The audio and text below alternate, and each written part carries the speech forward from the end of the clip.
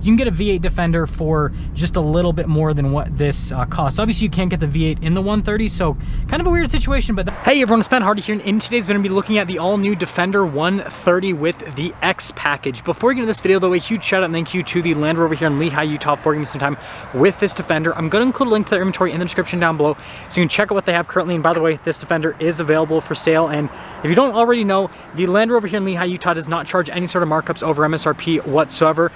With that being said, Land Rover still has their stupid like regional thing where certain dealers can only sell within certain regions. So if you want to find out if you qualify for the Land Rover of Lehigh's region, then just ask for Jordan. And then on a side note, if you want to save time and money the next time you purchase a car, link to my car buying guide in the description down below. Let's get into it.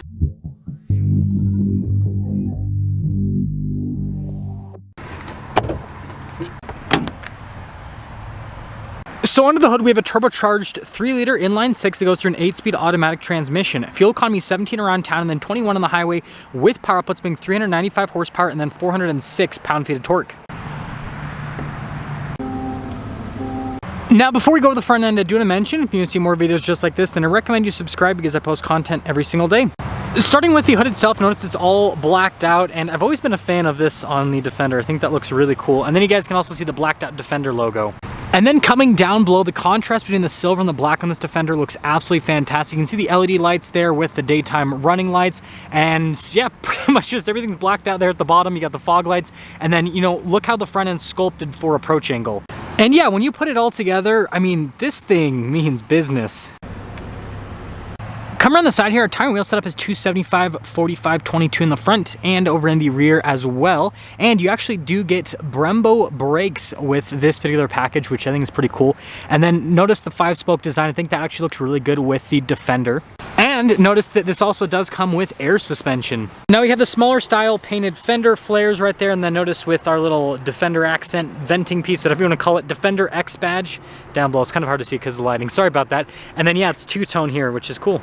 And then when you look at the full side profile here, it does look a little bit funky with the, you know, extended portion there in the back, especially on camera, but I can tell you in person, the proportions actually look a lot better. And I love the two-tone design again, with the black on the top, the silver in the middle, and then the black in the bottom. Now here's a key fob for the Defender. You've got your unlock function, your lock function. This is for the lights, and then that is just to unlock the rear, and then Land Rover logo there on the back. And speaking of the rear, well, let's open this up. It's one of the coolest things of the Defender. Yes, you got that old school rugged military SUV hatch. So you guys notice it says Defender on it. And then if we go from that to the rear, there's quite a bit of storage space back here.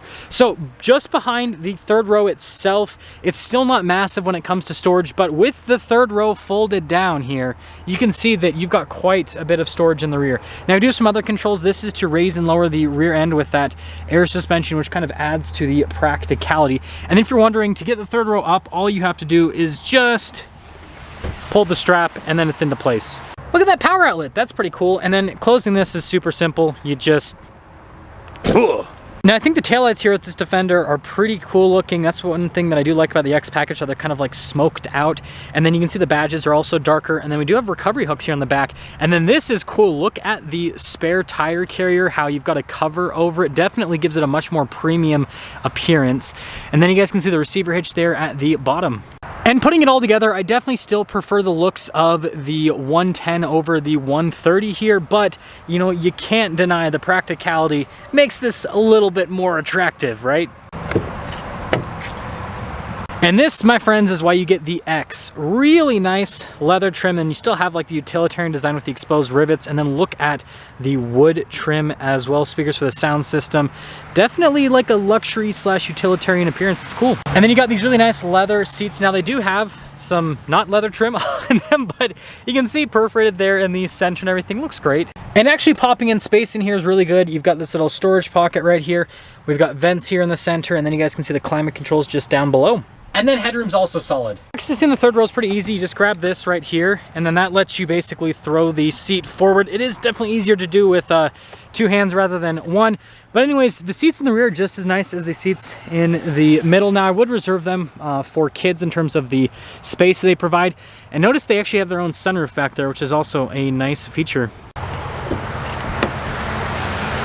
Now the front door panel just as nice as the rear with all of the material use. Look at all your window controls. You do have your memory seat function already built in, your mirror adjustments, the door lock and unlock, and then again, more speakers for the sound system. And then you can see blind spot monitoring for the mirrors. And then the front seat's also really cool. You can see perforated leather there in the center portion. And then we do have all of our power adjustments here on the side with our lumbar support as well. That's a pretty cool finish there on the pedals. And then you guys can see the parking brake just up above. And then look at the leather trim here and then also on the dash.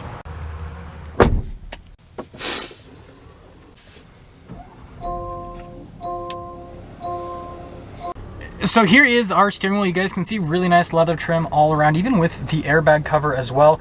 This does come with adaptive cruise control. You got some controls for the center stack voice command controls as well. And then of course we have our turn signal light stock, windshield wiper stock. So I got this fancy pants digital gauge cluster, which I think looks fantastic, especially the full map view. That definitely is practical. But notice you can change the display layout, for example. I don't know where I just went. There we go. Let's go back up. So you can see we're in map view right now. We can go to media and all that kind of stuff. So like I want to go to 2-dial. I think that one's the cool one. But yeah, it's just cool how customizable this gauge cluster is. Now in reverse, you guys can see you've got a backup camera with trajectory lines that turn with the steering wheel, and then you got that bird's eye view as well. And the cool thing about the Defender is you can go from on-road mode to off-road mode, and it'll show you the differential. So this has a rear locking differential and a center locking differential as well. And then you got your towing view as well. So really good, cool camera system. And then something else to note, other than the fact that you can just like do regular 360 views, so like you don't have to just see the rear view, if that makes sense. As you drive, it'll fill in underneath the Defender, so then you can see what's happening underneath for off-road purposes or on-road purposes too, frankly. And I know I thought I was done with the camera system, but I'm not. You also have a 3D view, which is really neat. And here's like what those camera views look like, so you guys can see, you can see at different angles. Now as for the rest of the infotainment system, response time is actually really solid. It's really easy to use as well. And I mean, like the tabs, everything's pretty self-explanatory. Like for example, if I want to go into the seat section, I can, and I can, you know, turn on the heated or cooled seats, which I have the heated seat on right now because it's quite chilly today. But yeah, overall great system. I love how you've got a lot of like off-road stuff, so you guys can see our current elevation, for example.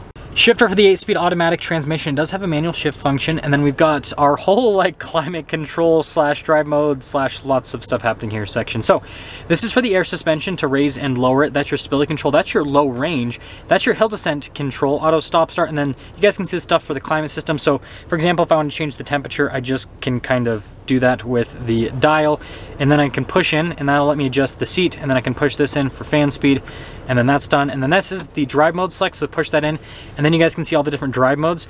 Now this being a Defender, which I don't know why that went away, you basically have like a couple on-road driving modes, and then the rest are all off-road driving modes for different conditions, so like sand, mud, wading, all that kind of stuff. So like anything you can think of off-road, this pretty much has a mode for it. Now we have a very interesting center console situation. So first off, this is a cover that goes over the cup holders, so I guess if you want like flatness there, then you got that.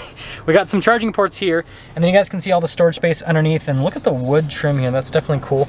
And then really nice leather center console here. Now this one does have the refrigerator function, so it's that little frosty button right there. And then it has a wireless phone charging pad.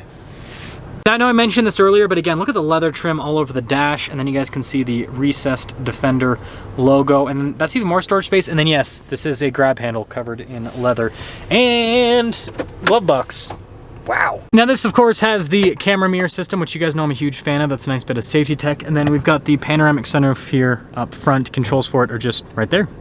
Now here's a window sticker for this 2023 Defender. You guys can see all of the standard equipment that comes with this package, which is actually quite a bit. That's one of the things about the X package, is almost everything is standard, but it does come with a pretty high price for all that standard equipment, $99,900. Now this also has some other options added to it. Wow, those cool wheels are $2,000. Anyways, after all options on this one, it stickers for $109,755. Like I said, the Land Rover here in Lehigh doesn't charge over stickers, so yeah, let's see how it drives.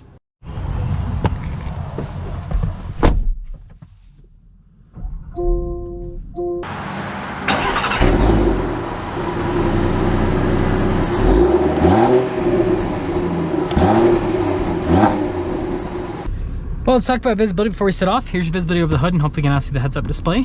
Both the mirrors, which do blind spot monitoring, and then throughout the rest of the rear. And let's set off. Off here in the Defender 130, and this is actually my first opportunity to drive the 130.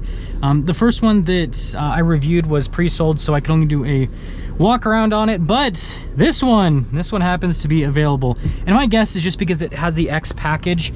Something I've noticed with the Defenders is if you put the X package on them, it seems like they sell a little bit slower compared to like an X Dynamic, just a price point situation, because like you can get a V8 Defender for just a little bit more than what this costs. Obviously you can't get the V8 in the 130, so kind of a weird situation, but that's just my 2 cents on this.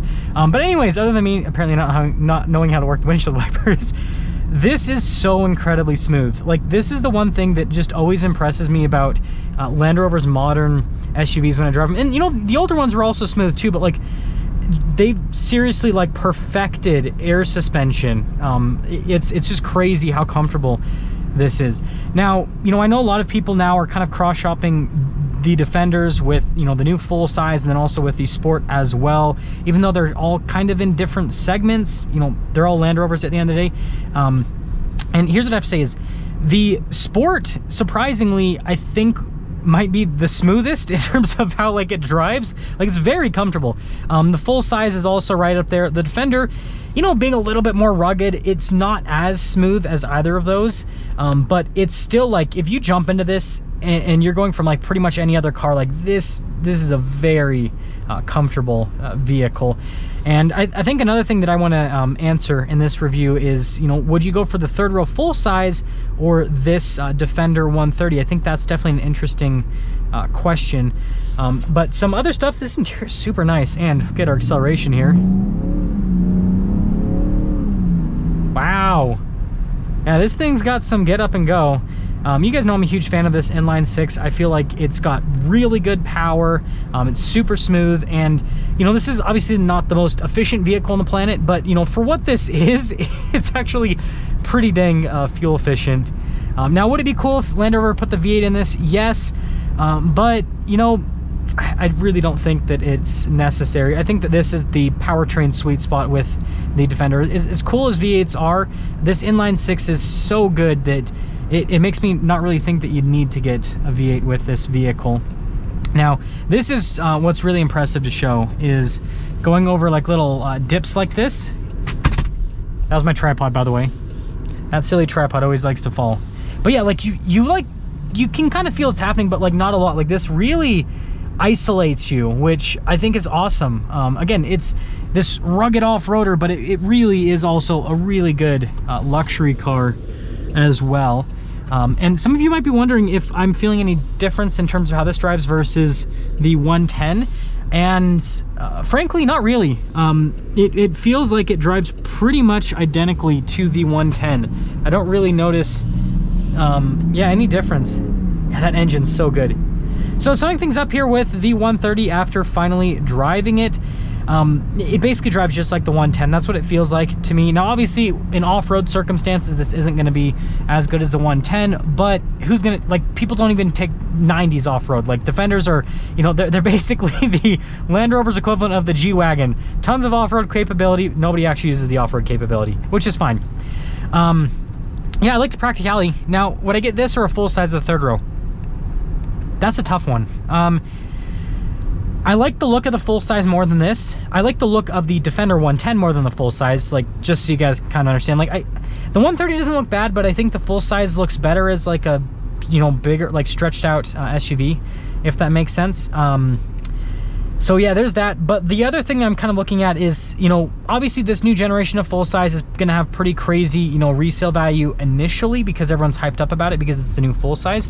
But after the hype, you know, we kind of know that traditionally the full size is a very, very heavily depreciating vehicle, whereas this new Defender has been out for a couple years and the values are still there. Like, it's actually doing really well when it comes to resale value. And so I think that that makes this slightly more attractive because it's like, okay, you're getting super similar tech. Yeah, slightly different looks, but super similar tech. And this one is, you know, less expensive, and it's, you know, most likely going to have the better resale value long term as well. And so I think the Defender 130 is going to be the route to go. Let me know which one you guys would pick. Yeah, definitely a definitely a tough choice. And if you're lucky enough to make enough money to make that choice, then kudos to you. Now let's get some things up for a video on this Defender 130 with the X package. Again, a huge shout out and thank you to the Land Rover here in Lehi, Utah for giving me some time with this Defender. Check out the info in the description down below. Ask for Jordan if you have any questions. I'll see ya.